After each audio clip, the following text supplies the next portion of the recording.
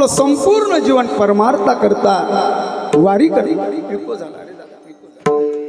परमार्था करता वारी करता ज्यांनी खर्च केलाय आणि संसाराच्या नावे घालून या शून्य वाळता पुण्य धर्म केला, असे आमचे गुरुनाम गुरु सद्गुरु रंगराव बाबा महाराज। आणि त्या आतमध्ये सुंदर अशी प्रतिमा, सुंदर अशी मूर्ती आहे ती कोणाची? हरिभक्तपरायण शेषरावजी महाराज जळमकर। कारण मंदिरामध्ये कोणाची मूर्ती लावत नाही, ज्याच्या जीवनामध्ये त्याग आहे त्याचीच मूर्ती लागते महाराज विठ्ठला।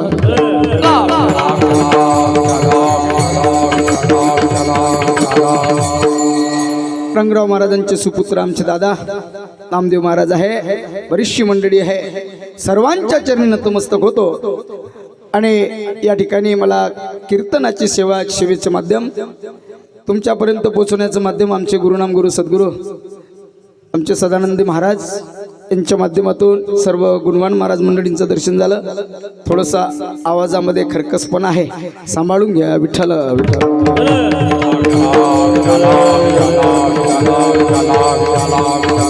अभंग नामदेव महाराजांचा आहे। नामदेव महाराज या अभंगामध्ये संतांचं लक्षण सांगतायत। सज्जनांनो, आपलं पहिलं भाग्य नरदे मिळाला, पुन्हा भाग्य भारत देशामध्ये मिळाला, त्याहीपेक्षा पुन्हा भाग्य महाराष्ट्रामध्ये मिळाला, त्याहीपेक्षा पुन्हा भाग्य विदर्भामध्ये मिळाला। आपल्या भारत देशापेक्षा किती श्रीमंत देश असू द्या, ते पैशाने श्रीमंत आहे, पण संस्काराने धनवान हिंदुस्थान सारखा महान देश तुम्हाला शोधून सापडणार नाही। याला कारण आहे या देशातील संत आणि त्या संतांनी निर्माण केलेले ग्रंथ।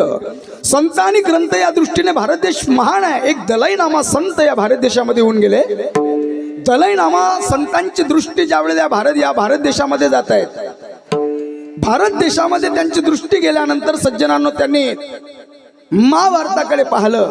महाभारतामध्ये त्या ठिकाणी आपल्याला काही पात्र पाहायला मिळत आहेत। नकुल आहे, सहदेव आहे, भीम आहे, अर्जुन आहे। दलाई नामा या संतांनी या महाभारतातील पात्रासोबत इतर देशाची तुलना केली। अमेरिका भीमाची भूमिका बजावते आहे, दादागिरी। नकुल सहदेवाची भूमिका बजावते आहे, जपान चीन नकुल सहदेवाची भूमिका बजावते आहे। पण याही काळामध्ये धर्माची भूमिका बजावणारा एकच देश आहे, त्याचं नाव आहे हिंदुस्थान। आणि याला कारण आहे या देशातील संत आणि त्या संतांनी निर्माण केलेले ग्रंथ।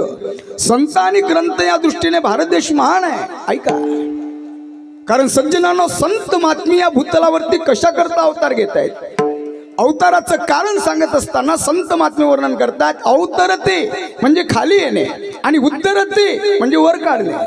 ज्ञानोबारांचा अवतार या भूतलावर कशा करता, ज्या तुकोबारांचा गातापारण आपण करतायत त्या तुकोबारांचा अवतार या भूतलावरती कशा करता, विचारा तुकोबारांना।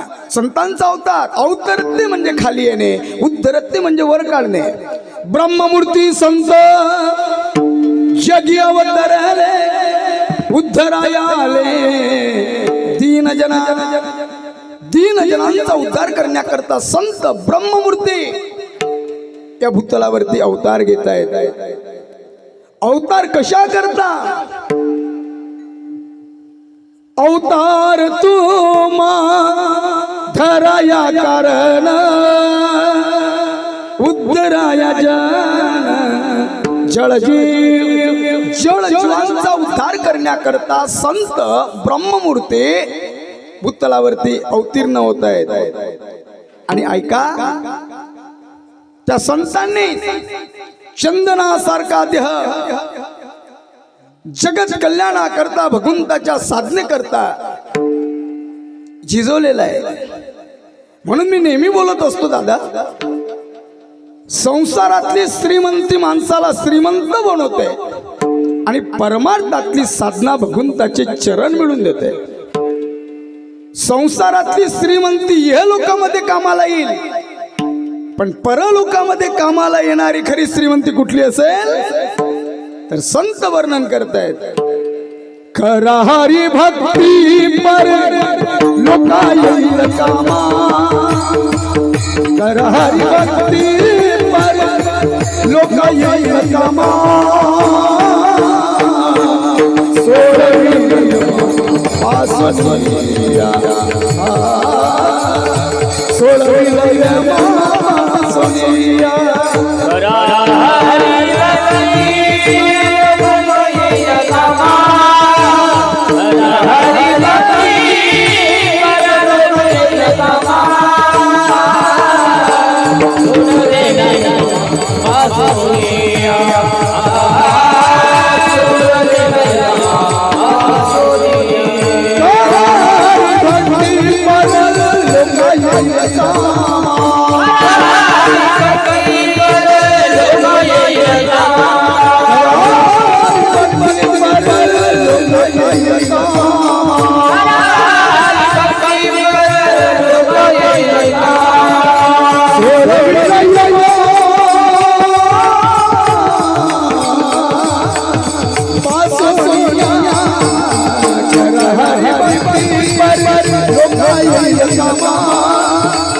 हरी भक्ती पर लोकाई कामा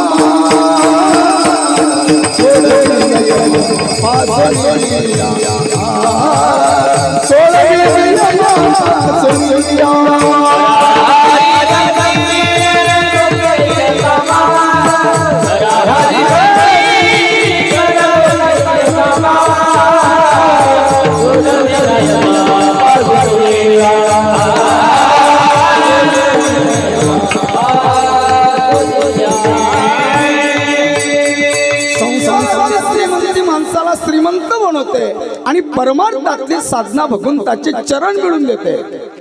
संसारातलं धन सज्जनानं या लोकांमध्ये कामाला येईल, पण परलोकामध्ये या लोकांमध्ये आणि परलोकामध्ये कामाला येणार खरं धन संतांनी आपल्या जीवनामध्ये साठवलेलं आहे. कुठलं धन आहे हो महाराज? परमार्थ महाधन.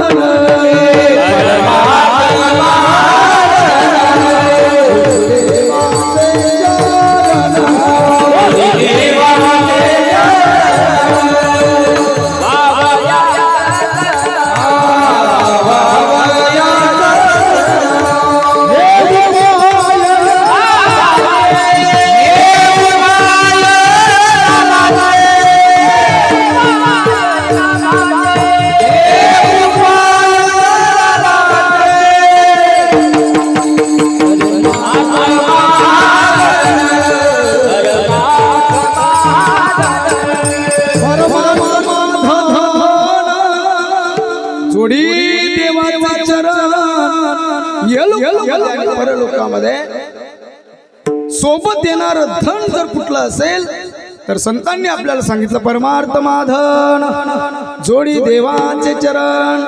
ऐका, संसारातलं धन सज्जनानं आपल्या सोबत येणार नाही.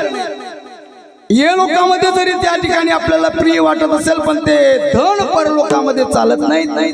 पण या लोकांमध्ये आणि परलोकामध्ये चालणार खरं धन जर कुठलं असेल तर भगवंताची भक्ती आहे, नामचिंतन आहे, नामस्मरण आहे. आणि ऐका, जीवनामध्ये सज्जनानो इमारत बांधणे, त्या ठिकाणी बंगला बांधणे, शेती घेणे हा माणसाचा धर्म आहे, माणसाचा धर्म आहे.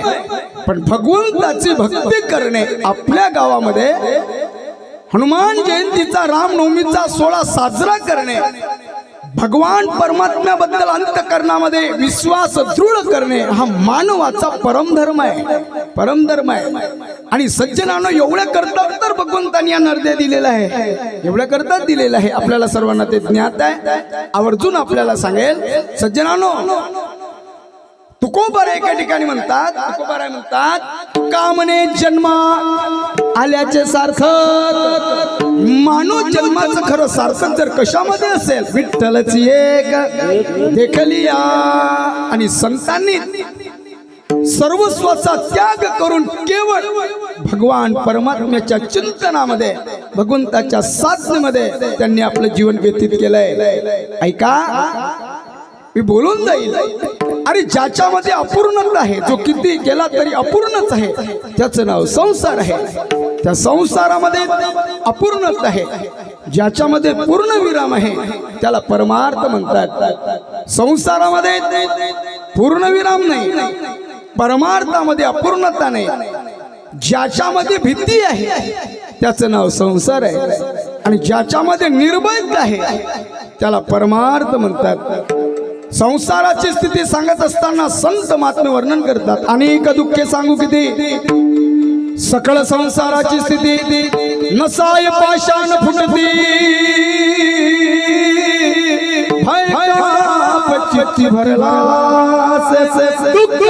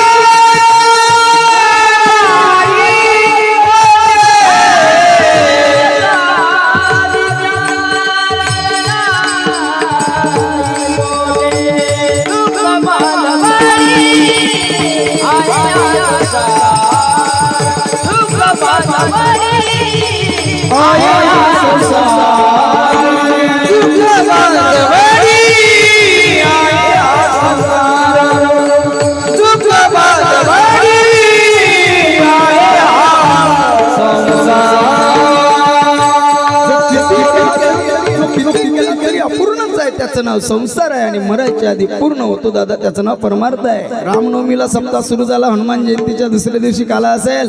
सज्जनांनो पूर्णविराम आहे. घर मात्र कधी पूर्ण होत नाही, पण त्या ठिकाणी मंदिर पूर्ण झाल्याशिवाय राहत नाही. माणसांच्या जीवनाला परिपूर्णता प्राप्त होण्याकरता दुसरं काही साधन करू नका. सांगतो तुम्हासी भजारी विठ्ठला नाही तरी गेला जन्म वाया. मग त्या भगवान परमात्म्याची कृपा जीवावर होण्याकरता संतांची गरज आहे. संतांनी जर अंगीकारलं ना, संतांनी जर स्वीकारलं ना, तर तो भगवान परमात्मा धिक्कारू शकत नाही. ऐका, भगवान परमात्मा करुणेचा सागर आहे, कृपेचा समुद्र आहे. पण त्याही भगवंताची कृपा जीवावर होण्याकरता मध्ये संतांची गरज आहे. एक वेळेला संतांनी जर स्वीकारलं तर जगाचा मालक भगवान परमात्मा धिक्कारू शकत नाही. गुणापूर नगरवासियांनो, डायरेक्ट जर तुम्ही देवाकडे गेलात तर त्या ठिकाणी तो भगवान परमात्मा आपल्या फाईला पाहतोय आपण काय काय केलं. कारण भगवंताचं ब्रीद आहे. काय ब्रीद भगवंताचं? भक्ता राखे पायापासी दुर्जनासी संवारी पवित्राणाय साधूनाम विनाशाय दुष्काम धर्म संस्थापनार्थाय संभवामी युगे युगे. सज्जनानो, भक्ताला आपल्या चरणाच्या ठिकाणी ठाव देतो आणि दृष्टाचा नायनाट करतोय. हे भगवंताचं ब्रीद आहे. पण संतांच्या माध्यमातून जर तुम्ही देवाकडे गेलात तर तो भगवान परमात्मा कृपा केल्याशिवाय राहणार नाही. संत एकनाथ महाराज म्हणतात, तुम्हाला हरीची प्राप्ती करून घ्यावी वाटते का? तुम्हाला तो भगवान परमात्मा भेटावा असं वाटते का? मग तुम्हाला जर भगवान परमात्म्याची कृपा व्हावी असं वाटत असेल, हरीची प्राप्ती व्हावी असं वाटत असेल, तर दुसरं तिसरं तुम्ही काही करू नका. एक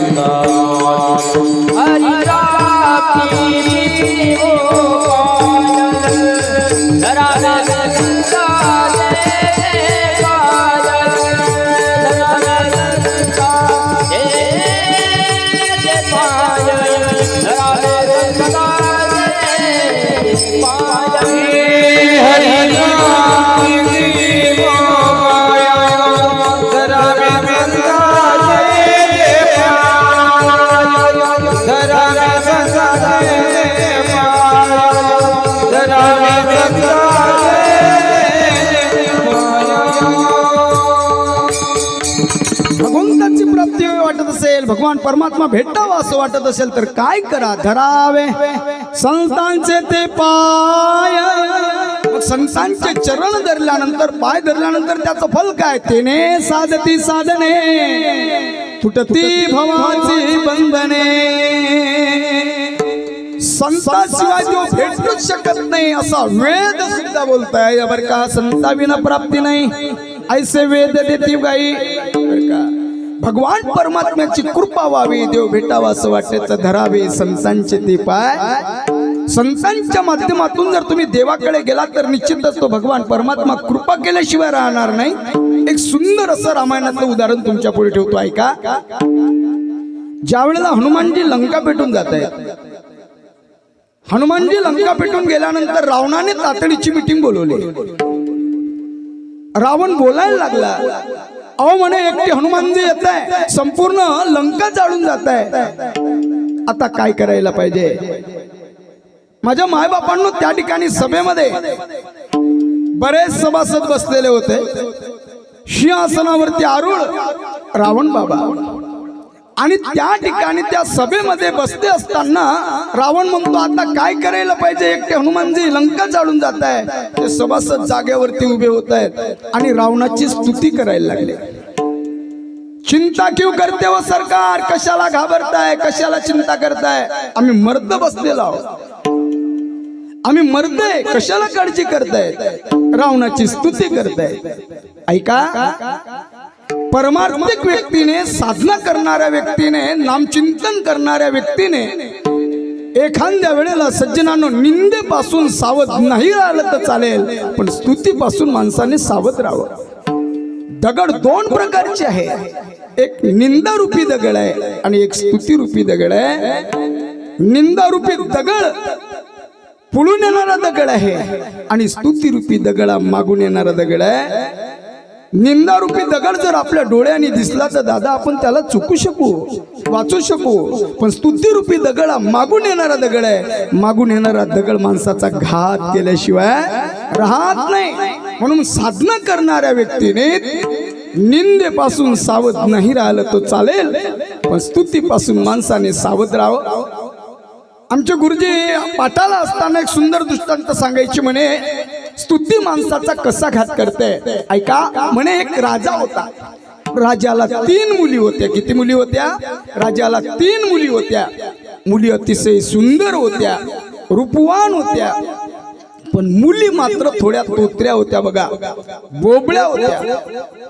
बोबळ्या असल्यामुळे त्या ठिकाणी पाहुणे बैठकीमध्ये यायचे. बैठकीमध्ये आले, चहा पोहे झाल्यानंतर पाहणीचा कार्यक्रम आणि मग मात्र मुली बैठकीमध्ये बोलू लागल्यानंतर पाहुणे उठून जायचे. बघा, बरेच दिवस होत आहेत, बरेच वर्ष गेले, 2 वर्ष जात आहे, मुलीचं काही लग्न जुळे ना. बापाला काळजी वाटू लागले, बापाला चिंता वाटू लागली. पण एक सांगू, गुणापूर नगरवासियांनो, माय बापांनो, जीवनामध्ये कधी मुलीच्या लग्नाची काळजी करायची नाही, जीवनामध्ये कधी मुलीचं चिंता करायची नाही, काळजी करायची नाही. बघा, अरे ज्या दिवशी त्या ठिकाणी माझ्या पांडुरंगाने तिला जन्माला घातलंय ना, त्याच दिवस तिचं अन्न पाणी वर भगवंतांनी तिच्या सोबत दिलेलं आहे. मुलीच्या लग्नाची चिंता करण्यापेक्षा पांडुरंगाचं चिंतन करा, जीवनातल्या सगळ्या चिंता मिटल्याशिवाय राहणार नाहीत. ऐका, आणि मी आवर्जून या ठिकाणी सांगेन, जेवढा मुलगा होणं जरुरी आहे त्याही पेक्षा कन्या होणं जरुरी आहे. मुलगा जन्माला आल्यानंतर माझ्या दादांना तो 21 कुळाचा उद्धार करतोय, आणि कन्या जर जन्माला आली ना, ती कन्या 42 कुळाचा उद्धार करताय. बापाच्या 21 कुळाचा आणि सासरच्या 21 कुळाचा, 42 कुळाचा उद्धार करण्याची शक्ती, सामर्थ्य पांडुरंगाने माझ्या कन्येच्या पाठीशी दिलेलं आहे. म्हणून मी आवर्जून बोलेल, अरे साऱ्या घराची काळजी बाप घेतो, पण या बापाची काळजी घेणारी जगामध्ये फक्त आणि फक्त लेक आहे. लेक आहे. आईचं आणि बाबांचं घरामध्ये भांडण होऊ द्या. आईचं आणि बाबांचं घरामध्ये भांडण झाल्यानंतर माझी ताई कॉलेजमधून घरी येते. घरी आल्यानंतर त्या ठिकाणी आईला विचारते, आईसोबत बोलते, आई बाबा दिसत नाही, मा कुठे गेले गाई, बाबा सांग ना मला. आई मी तुला विचारते, बाबा गेले कुठे, बोल ना मा, का बोलत नाहीस तू, कुठे गेले बाबा. आई बोलायला तयार नाही. ज्यार ती आई बोलत नाही याचा अर्थ असा आहे, आईचं आणि बाबांचं भांडण झालं असलं पाहिजे. म्हणून ती लेक जोर पावलांनी सज्जनांनो बाबाच्या रूम मध्ये जात आहे. बाबाच्या रूम मध्ये जाऊन माय जशी 5 वर्षाच्या मुलाच्या पाठीवरून आई जशी हात फिरवते ना, त्याप्रमाणे ती लेक आपल्या बापाच्या पाठीवरून हात फिरवते, बापाच्या डोक्यावरून हात फिरवते आणि बाबाला म्हणते, बाबा आईचं मनावरती धरू नका, बाबा बोलली असेल बाबा आई तुम्हाला, बाबा मी तुम्हाला जेवायला वाढू का, बाबा बाबा मी तुम्हाला चहा करून देऊ का. लक्षात ठेवा बाबा, तुम्ही जर जेवला नाही तर मी पण जेवणार नाही. स्वयंपाक घरामध्ये जाते, स्वयंपाक घरामध्ये जाऊन संपूर्ण पदार्थ त्या ताटामध्ये घेते. भरलेलं ताट घेऊन माय बापांनो ती लेक बापाच्या रूम मध्ये जाते. माय जशी लहान मुलाला स्वतःच्या हाताने घास भरवते, त्याप्रमाणे ती लेक आपल्या बाबाला जीव घालते.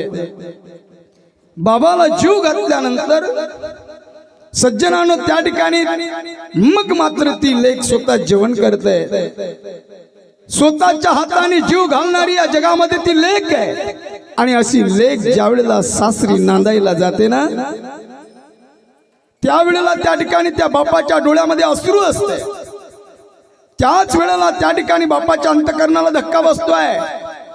लक्षात ठेवा, संसारामध्ये किती जरी दुःख आलं, किती जरी कष्ट झाले, तरी बापाच्या डोळ्यामध्ये कधी अश्रू नसते झालं. बाप कधी रडत नाही.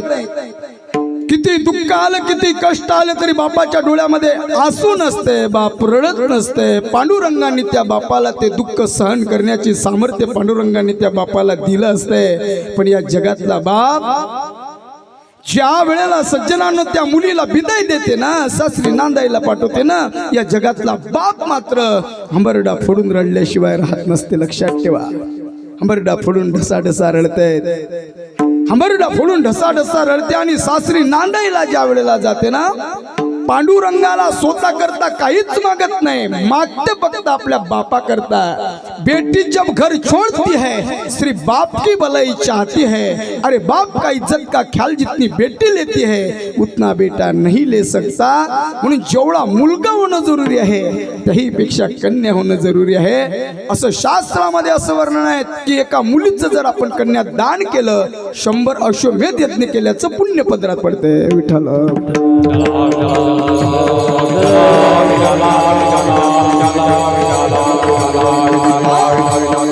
जर आपल्याला नसेल ना कन्या दादा, आपल्याला जर मुलगी नसेल ना दादा, एखाद्या गरीबीच्या लेकीच्या कन्यादानाचं पुण्य पदरात पाडून घ्या. एखादी गरीब लेक असेल ना, त्या गरीबाच्या लेकीच्या पुण्या त्या ठिकाणी लग्नामध्ये सहकार्य करा, सहकार्य करा. दादा आवर्जून आपल्याला सांगेल, अरे एखाद्या वेळेला सज्जनांनो त्या ठिकाणी तो गरीब लेकीचा बाप, एखाद्या वेळेला गरीब लेकीचा बाप त्या ठिकाणी देवाचं दर्शन घेणार नाही, पण तुम्हाला मात्र मरेपर्यंत विसरणार नाही, मरेपर्यंत विसरणार नाही. कन्यादानाचं पुण्य पदर, कन्यादानासारखं दान या जगामध्ये श्रेष्ठ आहे. महाराज मी आवर्जून आपल्याला सांगेन की त्या ठिकाणी 3 मुली होत्या, पण त्या मुली तोत्र्या होत्या, बोबड्या होत्या, लग्न काही जुडे ना. मग मात्र एक मध्यस्थी येतोय. मध्यस्थी राजाला भेटतो आणि राजाला म्हणतो, राजेसाहेब तुमच्या मुलीचं लग्न करणार का? हो, तुमच्या मुलीचं तुम्ही लग्न करणार का? राजा म्हणतो मी लग्न करणार आहे, पण एक अट अशी आहे, बैठकीमध्ये मुली बोलणार नाही, बैठकीमध्ये मात्र मुली बोलणार नाही, ही अट आहे म्हणे. मग मात्र मध्यस्थी म्हणतो ठीक आहे, मी मुलाच्या वडिलांना विचारतोय.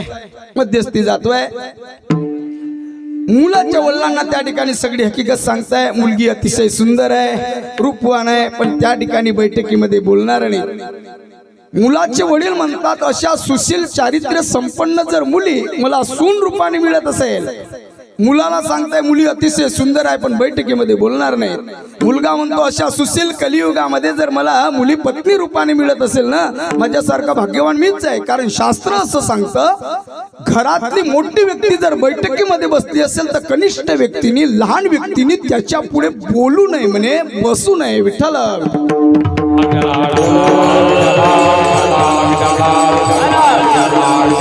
बैठकीमध्ये मोठी मुलगी मोठी व्यक्ती असेल, लहान व्यक्तीने बोलू नये, ज्येष्ठाचा अपमान होते म्हणे, ज्येष्ठाचा अपमान होते. आज काल आहे तस्मिन मग आज कालाचा वग वेगळा आहे. मग मात्र त्या ठिकाणी पाहुणे येत आहे.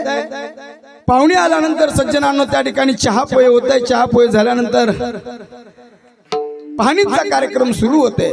पाहणीचा कार्यक्रम सुरू झाल्यानंतर बैठकीमध्ये मामा बसलेले, पाहुणे मंडळी आहे, सगळे आपसा आपसामध्ये चर्चा करतायत. रावसाहेब तुम्ही ना विचारा, तुम्ही ना विचारा, तुम्ही ना विचारा.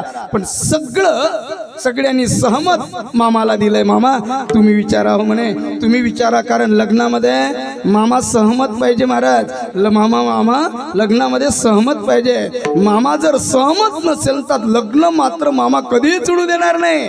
मामा असावा पण शकुनी नसावा. विठ्ठला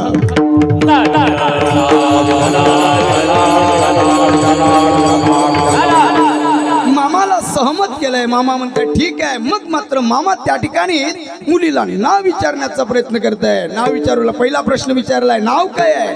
नाव सुद्धा बापांनी सांगितलं. बापांनी सांगितलं होतं मुली बैठकीमध्ये बसून बोलणार नाही. नाव विचारताय, नाव सुद्धा बापांनी सांगितलंय. जन्मतारीख विचारताय, जन्मतारीख बापांनी सांगितली. छंद विचारताय, छंद सुद्धा बापांनी सांगितलाय. शिक्षण विचारताय, शिक्षण सुद्धा बापांनी सांगितलंय. बघा बघा त्या ठिकाणी मामकुळ विचारताय, सगळ्या प्रश्नाची उत्तर बापांनी दिली. मुली मात्र एक शब्द बोलायला तयार नाहीत. पाहणीचा कार्यक्रम संपला आणि पाहणीचा कार्यक्रम संपल्यानंतर पुढचा कुठला कार्यक्रम असतो? झोपले का तुम्ही?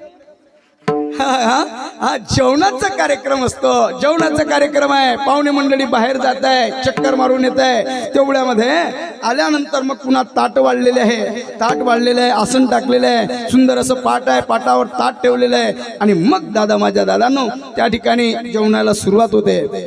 पण मामा मात्र जरा हुशार होता, मामा चतुर होता. मामा म्हणतो नाव विचारलं तर त्या ठिकाणी त्या नावाचं उत्तर, त्या ठिकाणी प्रश्नाचं उत्तर बापानेच दिलंय. गाव विचारलं तरी बापानेच उत्तर दिलं. प्रत्येक गोष्टीच्या प्रश्नाचं उत्तर बापाने दिलंय. मुली एक शब्द बोलायला तयार नाही. याचा अर्थ असा आहे की याच्यामध्ये काहीतरी असलं पाहिजे, याच्यामध्ये काहीतरी असलं पाहिजे. मुली बोलत का नाही, बोलत का नाही, याच्यामध्ये काहीतरी असलं पाहिजे. मामा हुशार होता, मामा चतुर होता. मग मात्र मामाने जेवणाची स्तुती केली. महाराज जेवणाची स्तुती केली. हातामध्ये असा भात घेत आहे, हातामध्ये भात घेत आहे आणि भाताची स्तुती करायला लागले. नंबर 1 भात झालाय. बासमती तांदूळ आहे का, कालीमुछ आहे का म्हणे कंट्रोलचा आणतो देव आहे म्हणे पंतप्रधान पॅकेजचा. 1 नंबर झालाय, 1 नंबर झालाय भात. अतिशय भाजी तर नंबर 2 अतिशय सुंदर झाली. त्या जेवणामध्ये होती कढी. बघा जेवणामध्ये कढी होती. कढीची वाटी मामा अशी हातामध्ये घेते आणि हातामध्ये घेऊन कढीची स्तुती करायला लागला. घरच्या म्हशीचं ताक आहे का, घरच्या म्हशीचं दूध आहे, अतिशय सुंदर आहे. डेअरीवरचं ताक होय का, डेअरीवरचं होय का, घरचं होय का, अतिशय सुंदर झाली. सगळ्या स्वयंपाकामध्ये नंबर 1 झाली कढी. कढी नंबर 1 झाली. कोणी बनवली असेल कढी? नंबर 1 झाली, अतिशय सुंदर झाली. नंबर 1 झाली, भातापेक्षा सुंदर झाली. कोणी बनवली असेल कढी? फार सुंदर झाली. हा आवाज त्या ठिकाणी स्वयंपाक घरामध्ये मुलीच्या कानावर जातोय. मामा म्हणतो कोणी बनवली असेल कढी?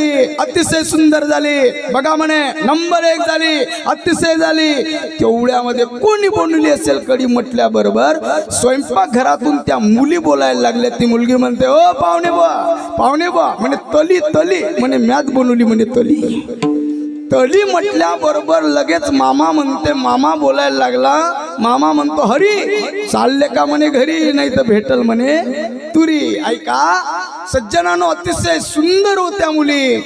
लग्न जुळत आलं होतं. पण माझ्या दादांनो त्या ठिकाणी स्तुतीने सगळं वाया घालवलेलं आहे. तसं सगळे सभासद रावणाची स्तुती करायला लागले. कशाला घाबरताय, कशाला चिंता करताय? आम्ही मर्द बसलेलो आहोत. पण त्या सभेमध्ये बिभीषणजी आहे, महात्मा आहे. बिभीषणजी साधू आहे. ऐका जो सत्याच्या मार्गाने चालतो ना दादा, जो सत्याच्या मार्गाने चालतो त्याला पशु पक्षी मदत करते. आणि जो असत्याच्या मार्गाने चालताय, असत्याच्या मार्गाने जातो त्याला स्वतःचे भाऊ सुद्धा सोडून जात आहे. नीट ऐका. मर्यादा पुरुषोत्तम श्री रामचंद्र प्रभूजी सत्याच्या मार्गाने गेले. स्वतःच्या भावाने मदत केली, जटायू पक्षाने मदत केली. आणि रावण असत्याच्या मार्गाने जात आहे, स्वतःचा भाऊ सुद्धा त्या ठिकाणी सोडून जात आहे. विठ्ठल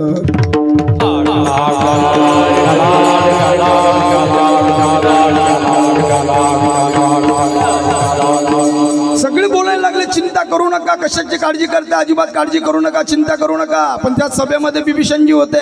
बिभीषणजी म्हणतात दादा ये हनुमान जी की गैरहजरी में सब बकवास कर रहे हैं, हनुमान जी की गैरहजरी में सब बकवास कर रहे हैं। भैया मेरा सवाल है, अकेला हनुमान आया था, पूरा गांव जला कर गया, वो तब मर्द कहाँ गए थे?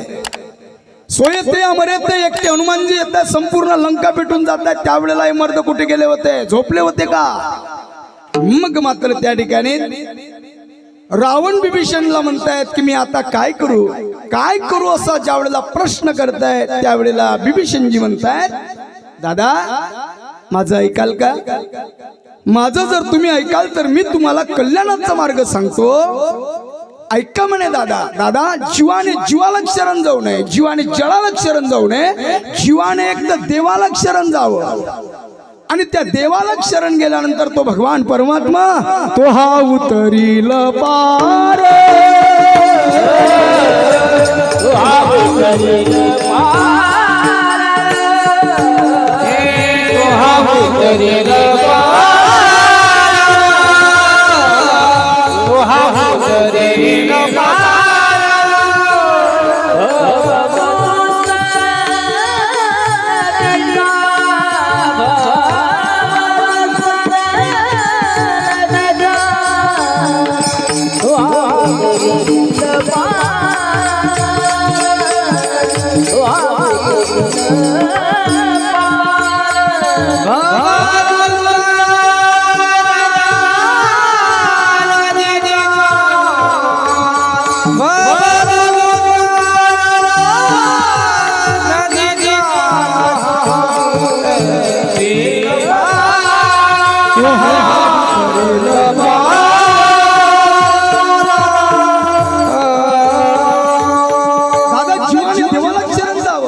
ऐका, तुम्हाला तुमच्या कल्याणाचा मार्ग सांगतो. तुम्ही एक काम करा, रिघालिया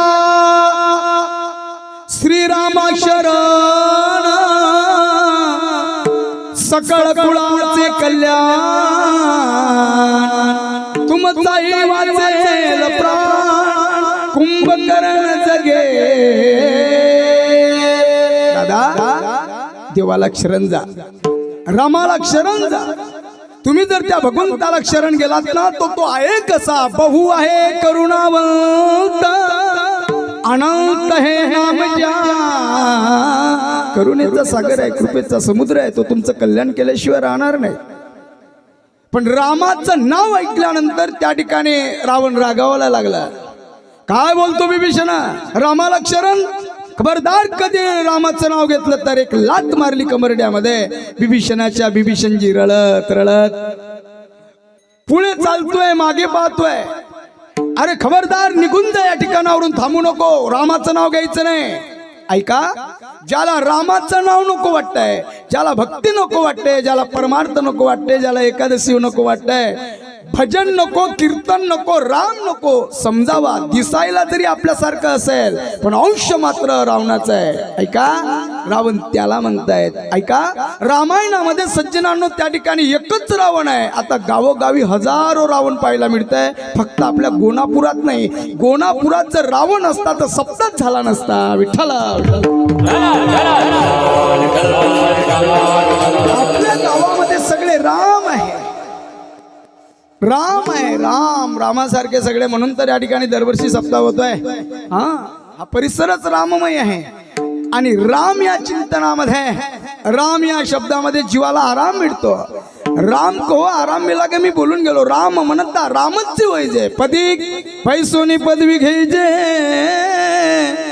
ऐसे सुख वचनी आहे, विश्वास अनुभव पाहे. कारण त्याचा अनुभव तुम्हाला आला दादा, अनुभव आला म्हणून तर या ठिकाणी दरवर्षी सप्ताह होतोय. ऐका, देवाला शरण जा म्हटल्यानंतर लात मारली कमरड्यामध्ये विभीषणाच्या. विभीषणजी रळत रळत रळत रामचंद्र प्रभूजीकडे येत आहेत, रडू लागले. ऐका सज्जनांनो, मायबापांनो, रडायचं असेल ना, एक तर देवाच्या पुढे रडा. रडायचं असेल तर एक तर देवाच्या पुढे रडा, रडायचं असेल तर एक तर संतांच्या पुढे, साधूच्या पुढे रडा. संसारिक व्यक्तीच्या पुढे रडू नका. आपल्या जीवनातलं दुःख एक तर देवाला सांगा, जीवनातलं दुःख एक तर साधूला सांगा.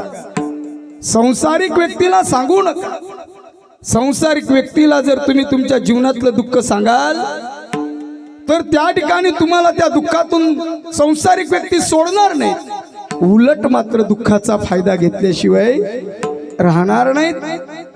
रडायचं असेल तर एक तर देवाच्या पुढे रडा. जीवनातलं दुःख देवा सांगू, सुख दुःख देव निवारील भूक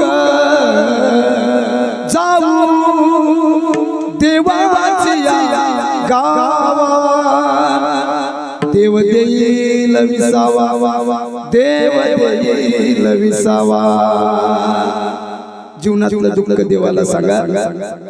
पांडुरंगाच्या दरबारामध्ये, माझ्या रामाच्या दरबारामध्ये, हनुमंतराच्या दरबारामध्ये जा आणि त्या पांडुरंगाच्या पुढे कान धरून, देवा मी तवानात अपराधी, कर्महीन मध्यमंद बुद्धी, तुझ मी आठविले नाही कधी, वाचे कृपानिधी माय बापा.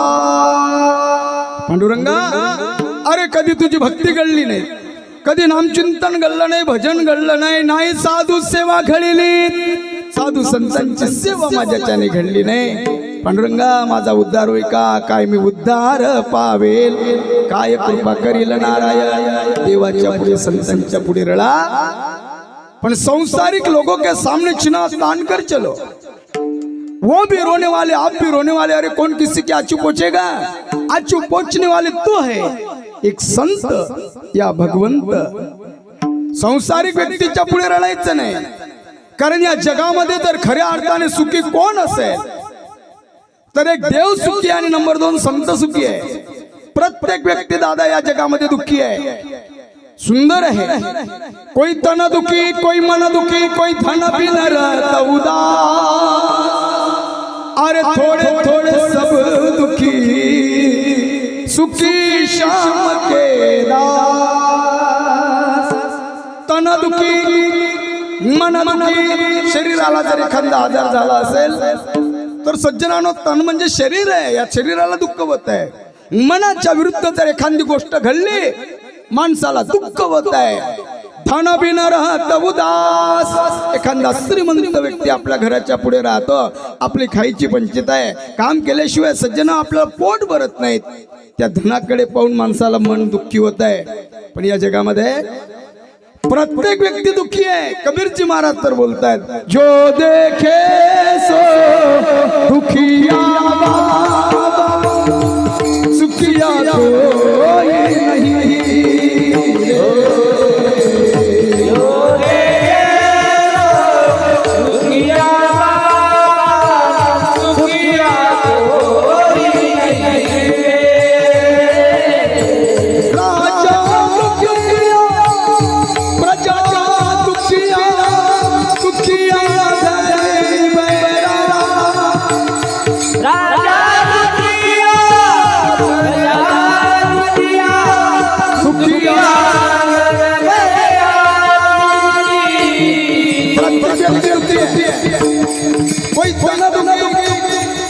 मन दुखी, धन बिन रहत उदास. फक्त या जगामध्ये सुखी कोण असेल तर माझा पांडुरंग परमात्मा सुखी आहे, माझे संत सुखी आहे.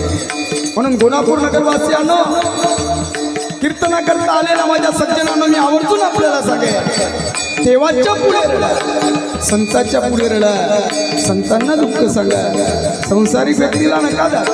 अरे संसारिक व्यक्ती तुम्हाला त्या दुःखातून निवृत्त करणार नाही, उलट मात्र त्याचा फायदा घेतल्याशिवाय राहणार नाही. विभीषण या ठिकाणी रडत रडत रामचंद्र प्रभूजीला म्हणतात, रिघालिया श्रीराम दादा रामाची शरणागती पत्करा, तुमचं कल्याण होईल. ऐकायला तयार नाही, रडत निघताय. रडत रडत ज्यावेळेला श्री रामचंद्र प्रभूजीकडे विभीषणशी येतोय, त्यावेळेला माझ्या माय बापांना शेजारी हनुमंतराय बसलेले आहे. रामचंद्र प्रभूजीच्या हनुमंतराय शेजारी बसलेले आहे. विभीषणजी रामचंद्र प्रभूजीच्या जवळ येतोय. रामचंद्र प्रभूजी हनुमंतरायाला विचारतात, हनुमान तू माझ्याकडे येतो, नेमकं आहे तरी कोण? सांग ना मला, कोण आहे, कोण आहे? असं ज्या वेळेला बोलताय, हनुमंतराय म्हणता, देवा रात्रंदिवस तुमचं चिंतन करतो. सीता मातेच्या शोधासाठी ज्यांनी मदत केली होती ना, तो तुमचं भजन करतोय, तो तुमचा भक्त आहे. मग मात्र रामचंद्र प्रभूजी म्हणतायत, तो माझ्याकडे येतो, आता मी काय करू, मी काय करू? असं ज्या वेळेला रामचंद्र प्रभूजी हनुमंतरायाला विचारताय, त्यावेळेला हनुमंतराय म्हणता, देवा तो तुम्हाला शरण येतो आहे, त्याचा स्वीकार करा, अंगीकार करा. ऐका सज्जनानो, रामचंद्र प्रभूजीच्या चरणावरती तो विभीषण नतमस्तक होत आहे. दर्शन घेत आहे आणि जसं दर्शन घेतलं शरणागती पत्कारली शरण आल्याबरोबर रामचंद्र प्रभूजीने रावण मारायच्या आधी विभीषणाला लंका दान केली महाराज अजून रावण मरायचाच आहे रावण मारायच्या आधी विभीषणाला लंका दान करताय मग मात्र माझ्या दादानो आश्चर्यचकित होत आहे हनुमंतराय आश्चर्यचकित होऊन त्या ठिकाणी रामचंद्र प्रभूजीला म्हणतात तेव्हा अजून तर रावण मरायचाच आहे देवा अजून रावण मरायचाच आहे अहो रावण मारायच्या आधी विभीषणाला तुम्ही लंका देता आणि उद्या जर कदाचित तुमच्या पाया पडायला त्या ठिकाणी रावण आला तर तुम्ही काय कराल रावण आला तर तुम्ही काय कराल असं ज्या वेळेला सज्जनांनो त्या ठिकाणी हनुमंतराय रामचंद्र प्रभूजीला बोलतायत त्यावेळेला रामचंद्र प्रभूजी म्हणतायत हनुमान ऐक अरे आज माझ्या पाया पडायला विभीषण आला त्याला मी माझी लंका दिली मला माहिती आहे रावण अभिमानी आहे तू माझ्याकडे येणार नाही अभिमानी आहे तू माझ्याकडे येणार नाही पण सांगू हनुमान आज माझ्या पाया पडायला विभीषण आला त्याला मी लंका दिली आणि तो रावण जर मला शरण आला ना तो जर माझ्या पाया पडला ना तर मी त्याला माझी अयोध्या दान केल्याशिवाय राहणार नाही अयोध्या दान केलं कोण रे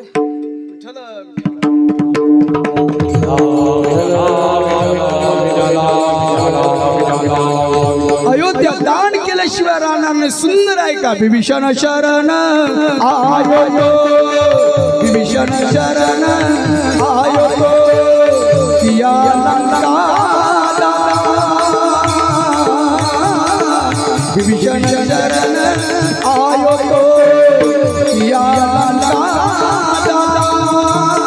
रावण शरण आयो करूंगा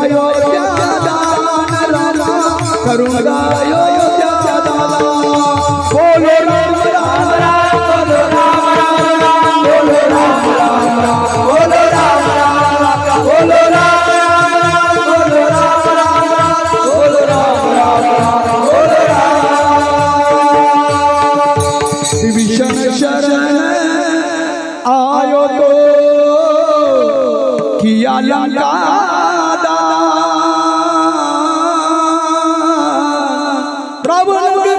शरण आयो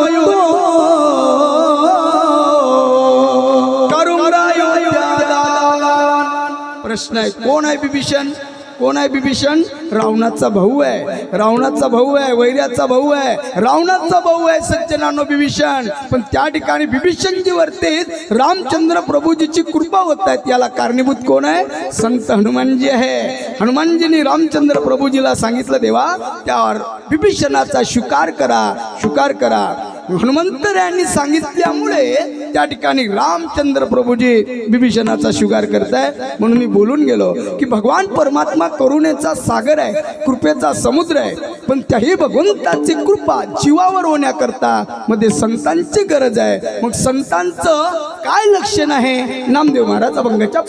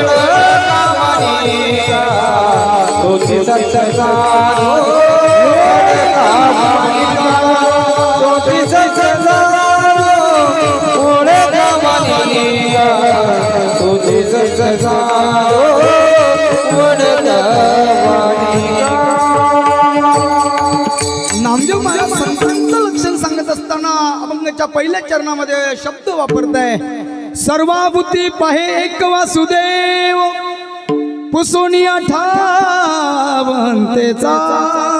अंतेचा ठाव पुसलेला आहे आणि सर्व भूतामध्ये एक वासुदेव पाहे या बोधावर जे आरूढ आहे त्यांना तोची संत साधू. ऐका, संत महात्म्यांमध्ये आणि जीवामध्ये फार मोठा फरक आहे. सज्जनांनो, संतांना कुत्र्यामध्ये देव दिसतो, संतांना गाढवामध्ये रामेश्वराचं दर्शन होत आहे. संतांना गाढवामध्ये रामेश्वराचं दर्शन होत आहे. एकनाथ महाराजांना गाढवामध्ये रामेश्वराचं दर्शन होत आहे. नामदेव महाराजांना कुत्र्यामध्ये देव दिसतो. आणि कलियुगामध्ये सज्जनांनो, माणसाला माणसामध्ये माणूस दिसत नाही. माणूस म्हणण्याचा अधिकार कोणाला आहे? कोणाला माणूस म्हणावं दादा? अरे माणूस त्याला म्हणताय किसी के काम जो आए उसे इंसान कहते हैं, पराया दर्द अपनाए उसे इंसान कहते हैं. अरे दुसऱ्याच्या दुःखामध्ये जो स्वतःचं दुःख समजून त्याला आधार देतोय ना, त्याला धीर देतो ना, त्याचं समाधान करतो ना, त्याचं सांत्वन करतो ना, तो खरा माणूस आहे. दुसऱ्याच्या दुःखामध्ये सज्जनानं त्या ठिकाणी निंबू पिळतो ना, त्या ठिकाणी मीठ टाकतो ना, त्याला माणूस म्हणण्याचा अधिकार नाही. माणूस त्याला म्हणावं, चिंता करू नको दादा, असू दे, काळजी करू नको, असू दे, तुझ्या मुलीचं लग्न दिलंय माझ्या पांडुरंगाने मला, माझ्याकडे 10-12 हजार रुपये शिल्लक आहे, घे, कर तुझ्या मुलीचं लग्न. याला म्हणतात माणूस. ठीक आहे, तुला पंढरीला जायचं आहे ना, तुझ्याकडे पैसे नाही, चल माझ्याकडे पैसे आहेत, चल पंढरीची वारी पाडू नको. याला म्हणतात माणूस. अरे जे रक्त स्वतःच्या रक्तावर प्रेम करत नाही दादा, ते रक्त दुसऱ्याच्या रक्तावर काय प्रेम करेल? पहिले रक्तावर प्रेम करायला शिका. हातभऱ्या बांधासाठी, हितभऱ्या बांधासाठी, हातभऱ्या बांधासाठी, हितभऱ्या जागेसाठी पंढरीची वारी न करता कोर्टाच्या वारा करणारे बरेच भाऊ या ठिकाणी आहेत. लक्षात ठेवा. म्हणजे रक्त स्वतःच्या रक्तावर प्रेम करत नाही, ते रक्त दुसऱ्याच्या रक्तावर काय प्रेम करेल? पहिले रक्तावर प्रेम करा. माणसामध्ये माणूस पहा. पण आज तसं नाही दादा, फार कठीण आहे. पण संतांना कुत्र्यामध्ये देव दिसतो. ऐका, एक दिवसचा प्रसंग आहे. संत नामदेव महाराज चंद्रभागेच्या काठावर चपात्या करू लागले. चपात्या करतायत, चपात्या करू लागले, पोळ्या करतायत. चपाती करत असताना, स्वयंपाक करत असताना सुंदर एक नामदेव महाराजांनी चपाती तयार केली, पोळी तयार केली, टोपलीमध्ये टाकलेली आहे. टोपलीमध्ये टाकली आणि टोपलीमध्ये टाकल्यानंतर दुसरी चपाती करण्याकरता सुरुवात करतायत. तेवढ्यामध्ये पांडुरंगाने, भगवंताने श्वानाचं रूप घेतलंय, कुत्र्याचं रूप घेतलंय. आणि कुत्र्याचं रूप घेऊन माझ्या मायबापांना नामदेवरायाच्या जवळ येत आहेत. चंद्रभागेच्या काठावर त्या ठिकाणी श्वानाच्या रूपामध्ये पंढरीचा राणा नामदेवरायाच्या जवळ आलाय. नामदेवरायाच्या जवळ आले आणि त्या ठिकाणी नामदेवरायाच्या टोपलीतली चपाती पोळी घेऊन पळू लागले. पळू लागले. पळत असताना 5 वर्षाचे नामदेवराय हातामध्ये तुपाची वाटी घेत आहे आणि त्या श्वानाच्या पाठीमागे, कुत्र्याच्या पाठीमागे लागले. ओ पांडुरंगा, ओ माय बाप्पा, कोरड्या रोट्या खाऊ नका देवा, कोरड्या रोट्या खाऊ नका. कोरड्या रोट्या जर देवा तुम्ही खाल, तुमच्या पोटामध्ये दुखेल, तुम्हाला त्रास होईल. हो पांडुरंगा, जरूर रोटी का, पण त्या रोटीला मात्र थोडस तूप लावा. नामदेवराय बोलतायत. कुत्र्याच्या पाठीमागे लागले. नामा घेऊन तुपाची वाटी,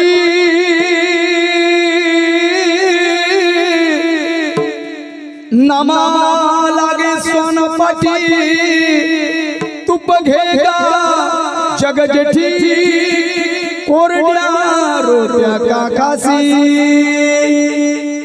तूप घ्या देवा, त्या रोटीला थोडस तूप लावा. कोरड्या रोट्या खाऊ नका पांडुरंगा. नामदेवरायाच्या मुखातले शब्द जगाचा मालक, ब्रह्मांडाचा चालक, या भगवान परमात्म्याची सत्ता सांगत असताना कैवल्य साम्राज्य चक्रवर्ती संत सम्राट विश्व माऊली बोलतायत. पर्वती बैसकांना सांडावी, समुद्र रेषानं ओलांडावी, पृथ्वी बुद्धिवावी, ही आज्ञा माझी तुझी या सत्तेने.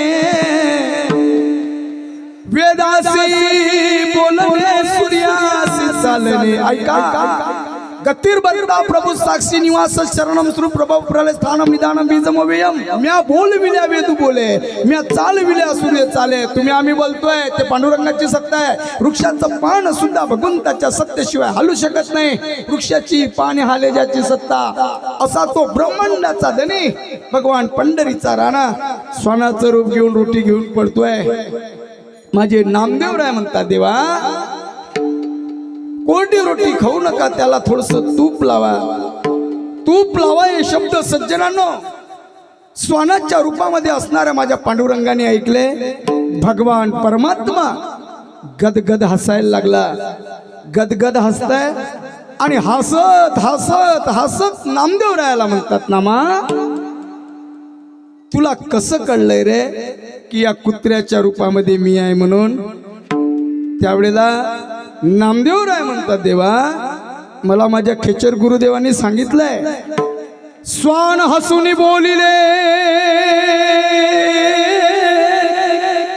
नाम्या तुझ कैसे रे कडिले कसं कळलंय तुला त्यावेळेला नामदेवराय म्हणतात यरू म्हणे खेचरी उपदेशिले सर्वाभूती विठ्ठल सर्वभूती पाये एक वासुदेव सर्वभूती पाये एक वासुदेव सर्वभूती पाये एक वासुदेव सर्वभूती पाये एक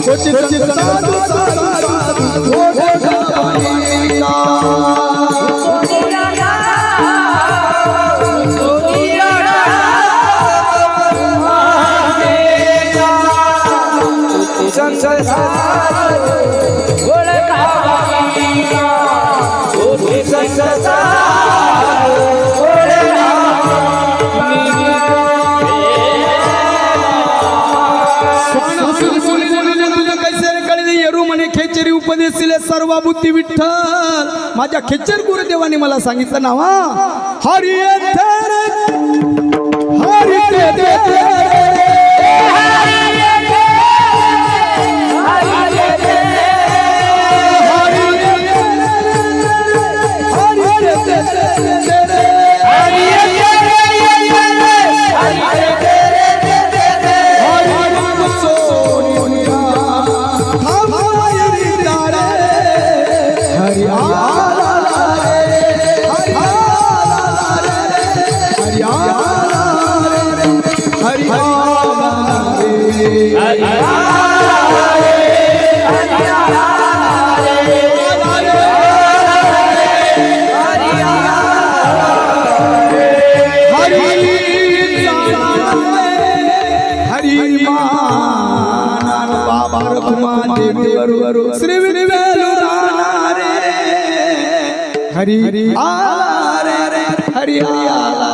रे जडी तरी काष्टी पाशाणी आहे वनमाळी जेते तेते या बुधावर आरूढ आहे भक्त प्रल्हादाला विचारता प्रल्हादा तुझा हरी आहे कुठे त्यावेळेला भक्त प्रल्हाद म्हणतो बाबा जडी स्थळी काष्टी पाशाणी आहे वन खांबावर आहेत का या खांबामध्ये आहेत का हा म्हणे बाबा या खांबामध्ये सुद्धा माझा हरी आहे स्तंभावरी लाट मारिली दुर्जने स्तंभी नारायण प्रगटला स्तंभामध्ये बर का जडी स्थळी विठ्ठल जडी स्थळी भरला रिता ठाव नाही उरला आज मी दृष्टीने पाहिला विठ्ठलच विठ्ठल या बोटावरचे आरुळ आहे त्यांना तोच संत साधू ओळखावा निका ये रते ऐका मायाबद्ध ऐका सज्जनांनो तुम्ही आम्ही सर्व जीव मायेच्या ताब्यामध्ये आहे पण ती माया साधू संतांच्या ताब्यामध्ये आहे माया साधू संतांच्या ताब्यामध्ये आहे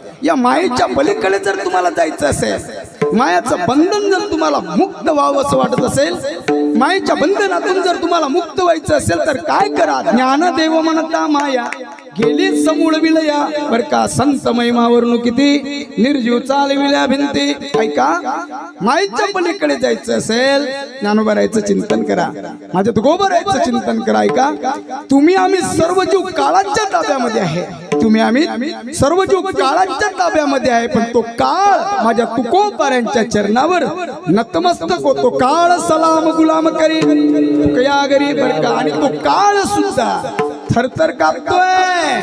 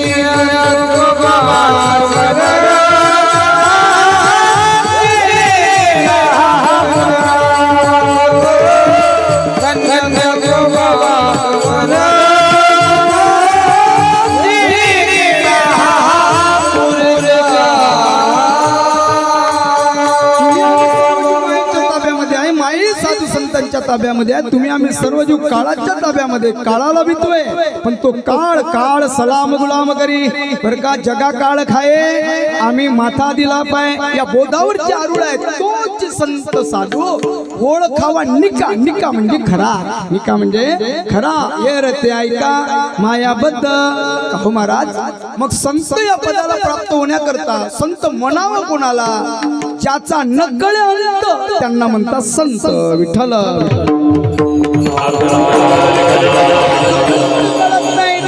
संत म्हणतात दादा आणि संतांचं लक्षण सांगत असताना संत या पदाला प्राप्त होण्याकरता संतांनी आपल्या जीवनामध्ये काय केलं तिसऱ्या चरणामध्ये काम क्रोध लोभ घातले बाहेरी काम घालवला क्रोध घालवला लोभ आपल्या जीवनातला घालवला बघा काम क्रोध लोभ अंतःकरणामधून घालवलाय आणि अंतःकरणामध्ये शांतीला दयेला स्थान दिलेलं आहे उदाहरण आपल्याला सर्वांना माहित आहे आपण परमार्थिक सर्व मंडळी आहेत वारकरी संप्रदायाचा वारसा लाभलेला सर्व परिसर आहे सज्जनांनो हे सामान्य परिसर नाही दिग्गज संत महात्मे या परिसरामध्ये झाले आहेत विठ्ठला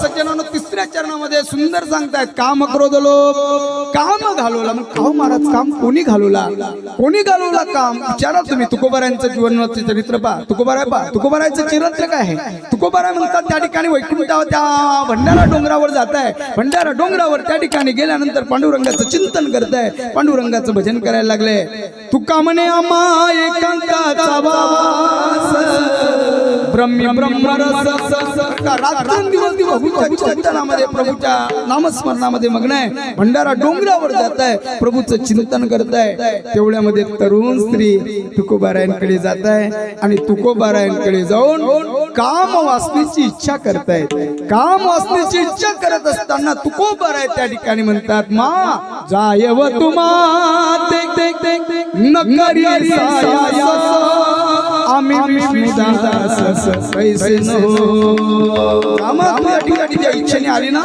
ती इच्छा तुझी पूर्ण होईलच याची गॅरंटी नाही. जा तू या ठिकाणी थांबू नको. जायव तू माते आणि संत महात्मे परस्त्री सोबत बोलत असताना सज्जनांनो आईचं नातं जोडताय. आईचा शब्द आई शब्द बोलतायत.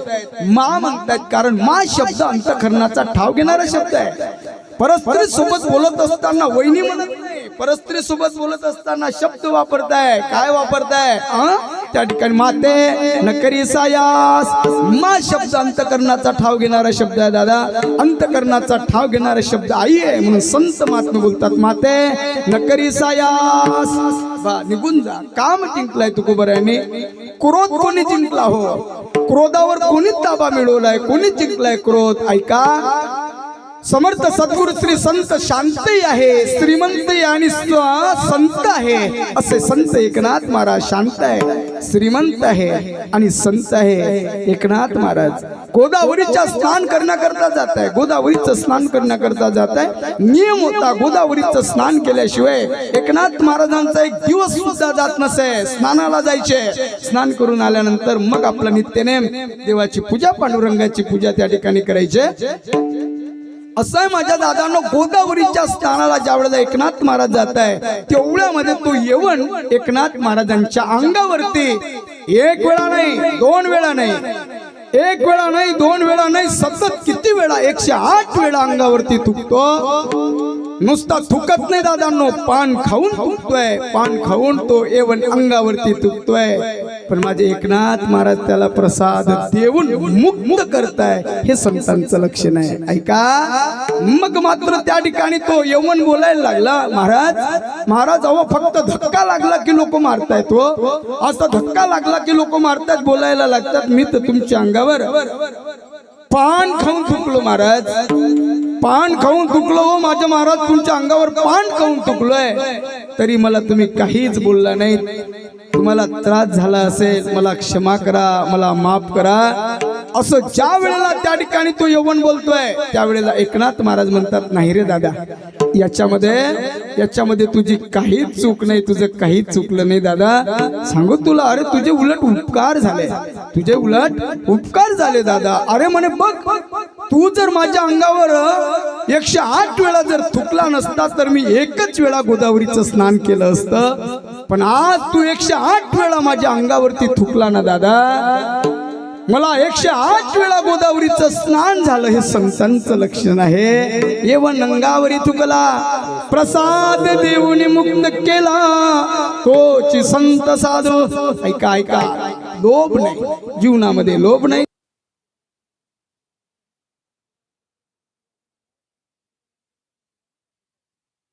त्यावेळेला तुकोबारांच्या मुखातून शब्द बाहेर पडतात. काय दिला ठेवा तुमचे रवित धन नको म्हणे जा. मग बघा सज्जनांनो, त्या काळातले राजे संतांच्या विचाराने वागायचे. संतांच्या विचाराने त्या काळातले राजे वागायचे म्हणून त्यांचं नाव आजही अमर आहे. हिंदवी स्वराज्याचे संस्थापक छत्रपती शिवाजी महाराज 9 वाजल्यानंतर दादांनो तुकोबारायच्या कीर्तनामध्ये जाऊन बसायचे. तुकोबारायच्या कीर्तनामध्ये शिवाजी महाराज बसायचे आणि शिवाजी महाराज तुकोबारायचं कीर्तन ऐकायचे. दादा कीर्तन ऐकायचे. संत विचाराने राजे वागत होते म्हणून त्यांचं राज्य आजही अमर आहे. आताचे राजे 9 वाजल्यानंतर, आताचे राजे 9 वाजल्यानंतर कीर्तनामध्ये नाही. आताचे राजे 9 वाजल्यानंतर कीर्तनामध्ये नाही. आताचे राजे बार मध्ये आहे, आताचे राजे हॉटेल मध्ये आहे. म्हणून त्यांचं नाव कोणी घ्यायला तयार नाही. हिंदवी स्वराज्याचे संस्थापक छत्रपती शिवाजी महाराज. छत्रपती शिवाजी महाराजांच्या राज्याशी संतांचा अंकुश होता, तुकोबारांचा अंकुश होता, रामदास स्वामींचा अंकुश होता. म्हणून आज प्रत्येक राजाचं नाव प्रत्येकाच्या अंतःकरणामध्ये स्थित आहे, दृढ आहे. म्हणून मी नेहमी बोलत असतो दादा, माणसाचं कर्म चांगलं पाहिजे रे. माणसाचं जर कर्म चांगलं असेल ना तर लोक कधीच विसरणार नाही. लक्षात ठेवा. ऐका, मैं यह नहीं चाहता हूं कि हर इंसान मंदिर जाए, मैं यह नहीं चाहता हूं कि हर इंसान मंदिर जाए. अरे कर्म ऐसा होना चाहिए इंसान जहां भी जाए मंदिर वहां बन जाए, मंदिर वहां बन जाए. दादानो, या भारत देशामध्ये 33 कोटी देवतांचे कोट्यावधी मंदिर आहे. 33 कोटी देवता आहे, 33 कोटी देव चामुंडा, अष्टकोटी भैरवर आहे, 33 कोटी देवतांचे कोटावधी मंदिर आहे, कोट्यावधी मंदिर आहे. पण एकही मंदिर नसताना प्रत्येकाच्या हृदयामध्ये मंदिर बनवलेलं आहे. ते म्हणजे माझे छत्रपती शिवाजी महाराज आहे. छत्रपती शिवाजी महाराज आहे.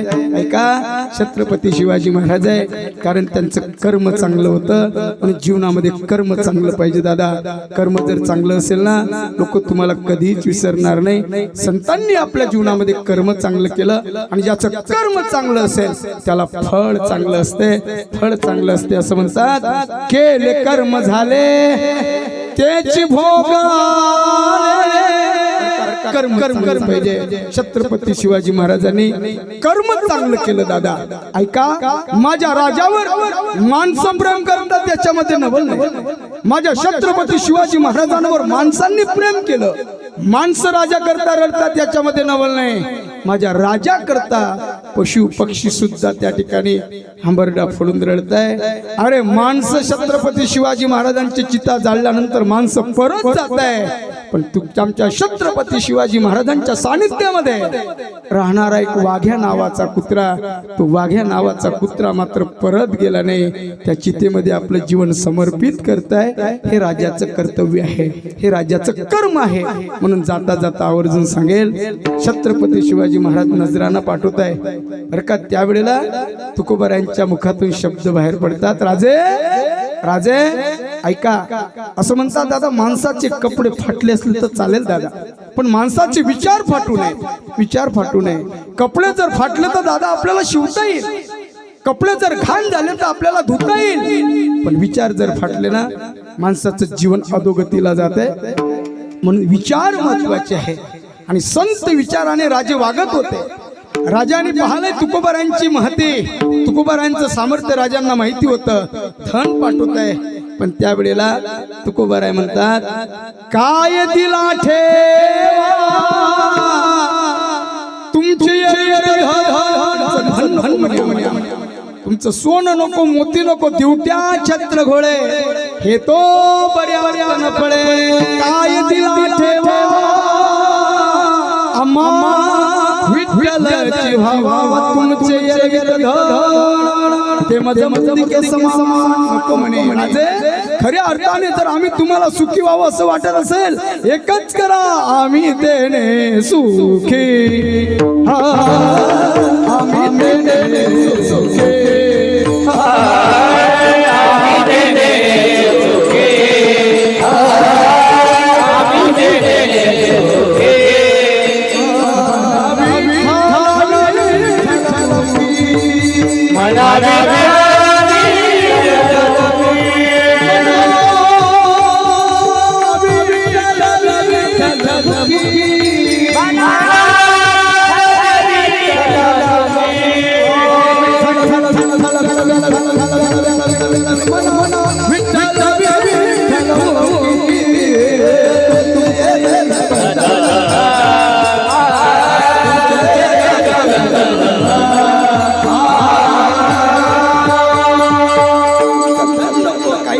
एकच करा राजे, आम्ही जर तुम्हाला सुखी व्हावं असं वाटत असेल, कंठी मिरवा तुळशी, व्रत करा एकादशी, मनवा हरीचे दास, तुका म्हणे मज हे सज्जनांनो, एकादशीचं व्रत करा, पवित्र तुळशीची माळ गळ्यामध्ये धारण करा. उद्या एकादशी आहे आणि भगवंताला अतिशय प्रिय असणारं व्रत आहे एकादशीचं व्रत. सुंदर म्हणतात, एक सुंदर श्लोक आहे, एकादशी वरस्ती व्रतेषु यतुनंदन भागे रतीच्या तीर्थेषु देव भक्तीषु वैष्णवा.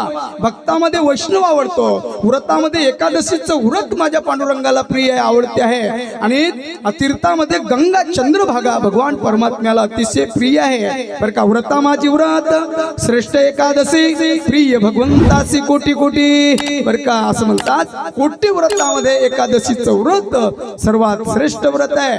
आणि वैष्णवाने एकूण 29 उपवास करावे दादा. किती? वैष्णव कोणाला म्हणतात? वैष्णवाची व्याख्या काय? 20+9 त्याला म्हणतात वैष्णव. 20+9 24 एकादशी आणि 5 पर्व काळ आहे. किती आहे? 5 पर्व काळ आहे. रामनवमीचं पर्व काळ आहे, नरसिंह जयंतीचं पर्व काळ आहे, वामन जयंतीचं पर्व काळ आहे, जन्माष्टमीचं पर्व काळ आहे, उत्तमा उत्तमी शिवरात्र. हे 5 वैष्णवाने पर्व काळ केले पाहिजे, पर्व काळाचा उपास केला पाहिजे. काही काही लोक राम जन्माचा उपास करते पण 12 वाजता भोजन करते, भाकर खाते. नाही दादा, तसं नाही. एकादशी सारखं त्या ठिकाणी रामनवमीचा सोहळा केला पाहिजे. एकादशीचा जसा उपास आपण करतो तसा माझ्या दादांनो रामनवमीचा उपास केला पाहिजे. नरसिंह जयंतीचा उपास, वामन जयंतीचा उपास. आणि जीवनामध्ये हरी आणि हरामध्ये कधी भेद करू नका. हरी आणि हरामध्ये भेद करायचा नाही. हरी आणि हर एकच आहे. हरी हरा भेद नाही नका करू वाद, एक एकाचे हृदयी. ऐका ऐका ऐका ऐका ऐका. समुद्रामध्ये पाणी किती? समुद्रातलं पाणी किती आहे? समुद्रातलं पाणी आहे किती? समुद्रामध्ये पाणी किती? झोपले का? समुद्रामध्ये पाणी किती? अथांग आहे. बरं, समुद्रातलं पाणी अथांग आहे. समुद्र किती खोल आहे? खोल किती? समुद्राची खोली किती? समुद्राची खोली सांगता येत, पाणी सांगता येत नाही. बरं, जाऊ दे. ऐसे साखर किती गोड आहे? मुख्यमंत्र्याच्या लाडक्या बहिणी, साखर किती गोड आहे? बरं, जाऊ द्या. साखर कशी आहे? बरं, गोड आहे. बरोबर, साखर गोड आहे, पण किती गोड आहे सांगता येत नाही. समुद्रातलं पाणी सांगता येत नाही, समुद्रातली खोली सांगता येत नाही, साखरेची गोळी सांगता येत नाही ना.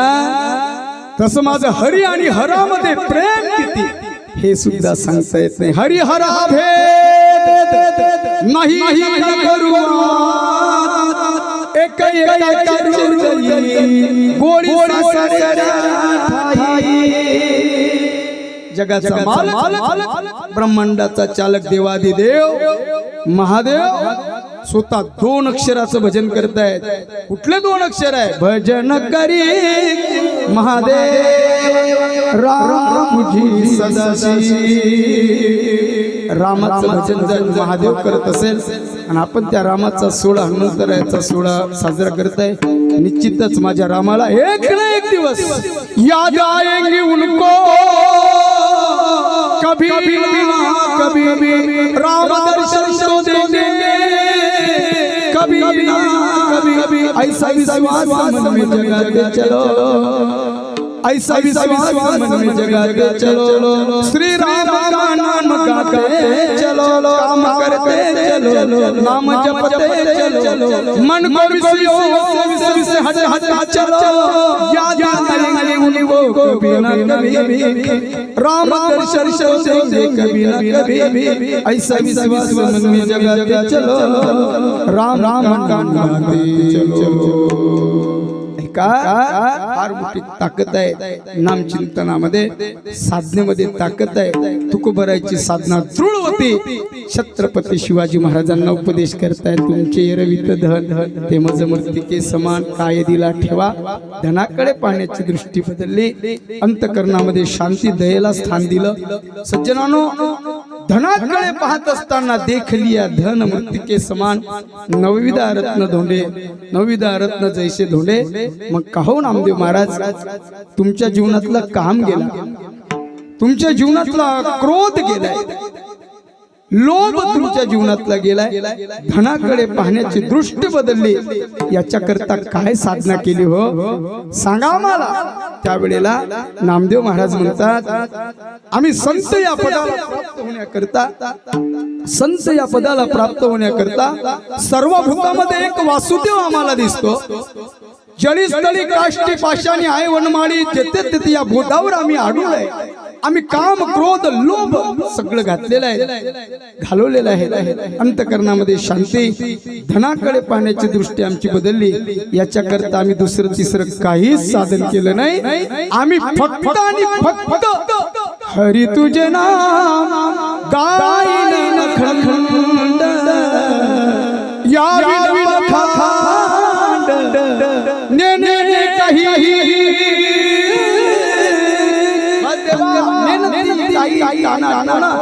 नामस्मरण वाचूने आम्ही एक क्षण सुद्धा भगवंताच्या नामचिंतनापासून राहिलो नाही. सतत आम्ही भगवंताचं चिंतन केलं. एक क्षण सुद्धा त्या प्रभूच्या चिंतनापासून राहिलो नाही. सतत केलंय, नामस्मरण केलं. त्याचा परिणाम आम्ही त्या भगवान परमात्म्याला विसरलो नाही. सतत प्रभूचं चिंतन केल्यामुळे आम्ही संत या पदाला प्राप्त झालो.